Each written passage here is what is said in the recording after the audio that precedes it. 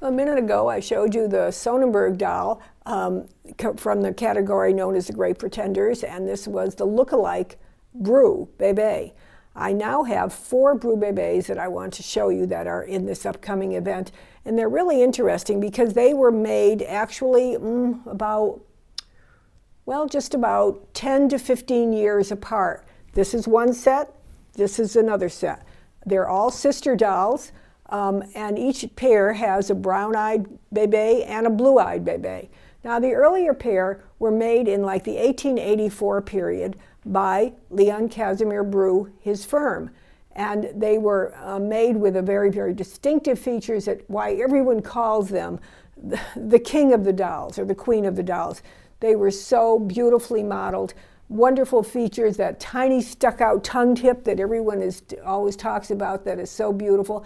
And very, very luminous, deep paperweight eyes that are so desirable to find. I want to turn them slightly so you can kind of see them in a profile view as well. And they're both wearing exquisite antique costuming with wonderful antique bonnets. We turn them around so you'll be able to see the bonnets all the way around. They have their characteristic bisque hands. Remember, Bru continued to make, he had made poupées for so many years, and when it came time to move into the bebe period, the child doll period, he wanted to stick with that kid body that he had been using.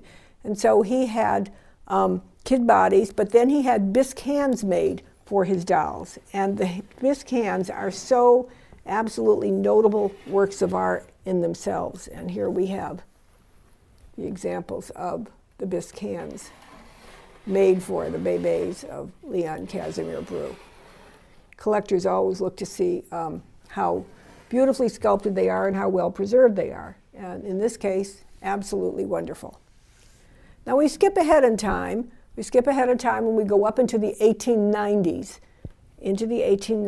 And now Bru is having to compete in different kind of ways. First of all, he had to compete in an economic way. So he had to find ways of cutting the cost of his doll production from the very early period. I mean, making those bisque hands was really an extraordinarily expensive thing to do. And he also had to face up to the fact that parents wanted those composition bodies for their children's dolls. They could be made to sit. They were more mobile. They were more flexible. They were of the time. And so he moved into, at first he made a wooden articulated body, and then later he made a wooden and composition machine-made body, and then later the composition body. And so here we have 2 examples of the Bru Bebes from about the 1892 to 1895 period. Again, a brown-eyed and a blue-eyed, and you choose which is your favorite. The faces are slightly different. They're a little sweeter. It's interesting, from this time period, sometimes these faces have a very hard look to them. Here we have 2 beautiful examples from that time period that retain the sweetness of the earlier Bru Bebes, and just super quality bisque, wonderful detailed costumes all the way around. Let me show you the back of her bonnet.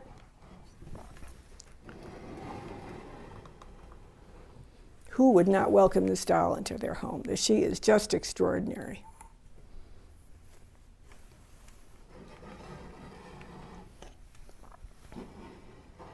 Impressed chin dimple, impressed dimple on the philtrum. That's a good trivia question when you have people to your home, if they see how many people know what a philtrum is. And then we have this other girl who is a little more delicate complexioned. And again, it just depends on your choice of what complexion do you like. Do you like the rose blushing, or do you like almost a, stop wiggling, or do you like almost this very, very fine pale complexion, which this doll has. And I want to move her over so I can show this costume because it is so just classic child costume, so beautiful. I don't know if you're able to tell that it's not just white cotton, but it's like a very, very tiny dotted Swiss, so a little pinpoint dotted Swiss, then with the lace cutwork, the broderie and glace at the bottom, the wide bretelles that match, and look at that bonnet. It's luxurious, but it's also dainty. So 4 beautiful examples of brews, these from the mid-1890 period, these from the mid-1880 period. 4 sisters, 2 brown-eyed, 2 blue-eyed, 2 older sisters, 2 younger sisters. I think you should have all of them. So finally, I just wanted to show you a few dolls that kind of follow themes, and that maybe you as collectors, when you're always trying to say, well, what direction should I go in collecting? What kind of an idea could I have? Sometimes I think a good idea would be to collect dolls that have a certain size body that was designed to accommodate the fashion of the era they represent. And I just have 2 here to show you that are kind of popular. This is a French poupée from the 1875 era, and she has a classic slender body to represent the costumes. Let me take your stand off. You can probably see it a little better. To represent the costumes that she would be wearing at the time. Very slim waist, kind of exaggerated derriere. She has her little Saint-Germain signature on the back, by the way, that you might want to look for. And it was designed to wear these kind of slender costumes, of which this is her original costume. So always interesting to find them, and bodies that are in wonderful condition. And by the way, I didn't bring her out to show you that. I brought to show you the body, but take a look at that wig. That flottant wig, and I'm going to show you another example of a long waist-length wig in a minute. And I want to tell you that these were so expensive to make.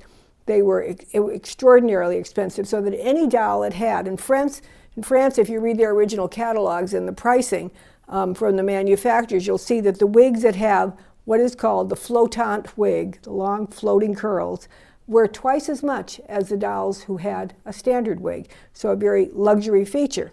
Skip ahead in time, come up to the mid-1910s, so like 1914, 15, 16, 17, and then into the 20s, and we have our flapper girls. And they had a whole series of originally designed bodies to accommodate the then popular flapper fashion. And you can see the elongated, slender legs, the slender limbs, the flat torso front, slender and very elongated, and definitely designed to accommodate the flapper costumes of the era. Very, very desirable dolls. I just wanted to conclude by showing you 2 other dolls that I think when you can find them, you get them, and you keep them preserved as wonderfully as they are. And one of them is just this beautiful classic German bisque dolly face doll. She's absolutely wonderful, from her gleaming original body finish to her rare, at the back of the torso, pull toy, much more sensible and at the side that most of them were, and still functioning well, and her original chemise. But what I really wanted you to see is check out that wig. They were called extended length wigs, and if you actually look at the construction of them, you can see that the mohair that was used actually had second strands of mohair that were sewn into them. What do they call that today when you go to the extensions, I guess you can get at a hairdresser today. And they had these, and this was back in the early 1900 extensions. Check this wig out when I turn her around.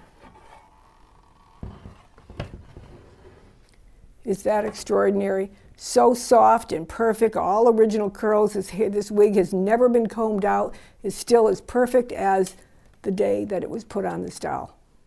It's absolutely wonderful. And again, this doll would have cost easily twice as much as the very same doll with a classic short wig, rare extended length. And then to conclude, I wanted to show you this doll.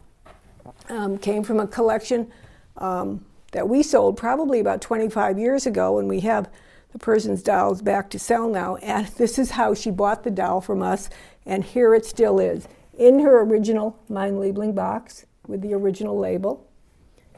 And I'm going to hold the box up so you can see that even the original wrapped papers are in the box. She was stored in there always until it entered the collector's hands. Look at this original bonnet that came with her.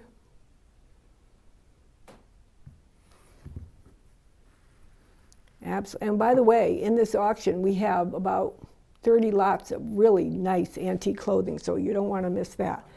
And she has, again, the perfect original body finish and beautifully modeled body with a lot of good muscular detail. her original chemise and underpants, and her original pink shoes, and the pink satin ribbons in her hair, and her beautiful soft mohair wig. So again, a wonderfully all original doll, so rare to find. I'd like you to, if you are interested in any of these pieces, and this auction has such a vast array of categories, from a collection of mechanical banks that I haven't shown you, to the Viennese furniture, to rare French fashion dolls, to other extraordinary, dollhouse miniature furniture, some unbelievable pieces. So please, you'll see here a link that you can go to view the entire auction, or to order the catalog and to keep it, the story of Leo Moss and all of these wonderful dolls, to keep them in your treasury of doll library forever. Thank you for viewing. I look forward to meeting with you next time. Bye-bye.